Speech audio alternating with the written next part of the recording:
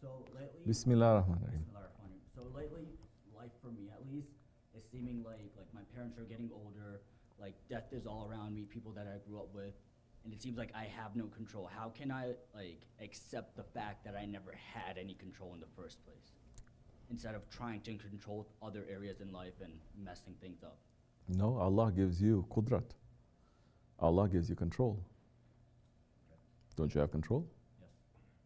The whole point of being in Islam is to be in control. Yes?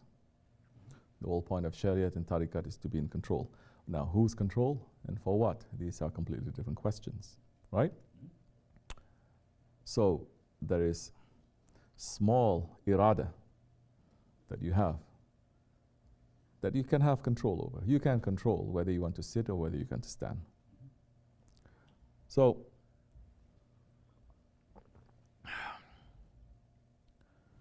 to know what you are supposed to do. In these days, this is already ma'rifat, because so many people say, I don't know what I'm supposed to do. The depression and the senselessness, aimlessness comes from that. I don't know what I'm supposed to do.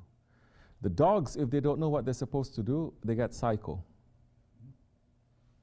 They don't know what. They are created to run after rats, but you want to make them to become pets. Their reason of creation is denied. They don't know what they're supposed to do. They're not meant to be lap dogs. They become crazy, they become sick, and they die. We must know what we're supposed to do. Generally, we may know. Specifically, why we don't know. Daily life, why we don't know. That same Allah, that same Prophet ﷺ is giving us guidance. And it's leaving guides, not just guidance, guides. Guidance comes from the guides. Yes?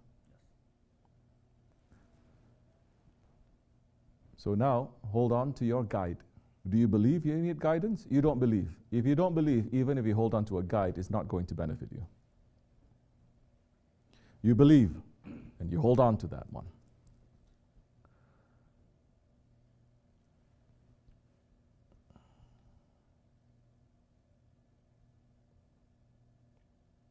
Why do you want to have control? Over what? Tariqat. Islam is saying, cut all the other philosophy, cut all the other talks. Are we supposed to have control over shaitan? No. A'udhu billahi minash shaitanir rajim. We're asking Allah for protection. Running away from shaitan, we're asking Allah for protection. We're not declaring war to shaitan. Don't declare war to shaitan. What we can control. Anything that in creation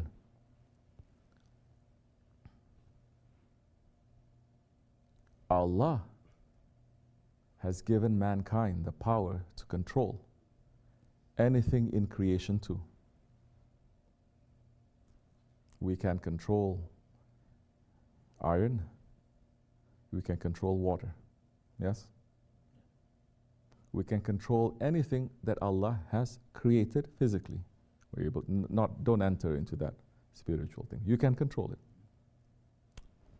it.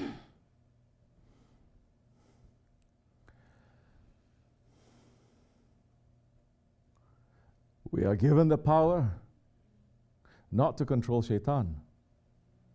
We're given the power to control our ego.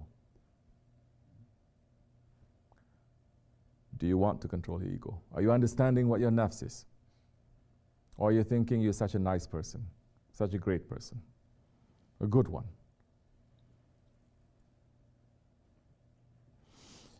If you are understanding that this is what you're supposed to control, you're not going to be busy with death so much. You're not going to be busy with people's opinions. You're not going to be busy with so many things. You're going to be busy with what you can control, what Allah has given you power to control as believers. which is your nafs. Rein it in. What happens when we control our nafs? It fights harder. What happens after that? As believers, you control, you're supposed to win. You win. Then what?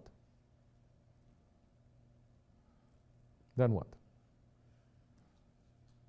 You see, controlling the nafs is not like I'm going to have willpower and I can walk on water. I'm going to have willpower and I can sit here for 1 year and I'm not in need of food and drink. You don't have to have faith to be able to do that.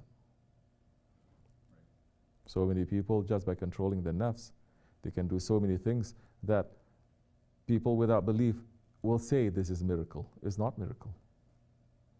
If Allah has given us the power to control the air and the winds, especially in these times. In the old days, only very powerful ones they're given that power. No. But in these days, you don't have to be a believer. You can make something and you can control the sun, meaning the power that is coming down to you.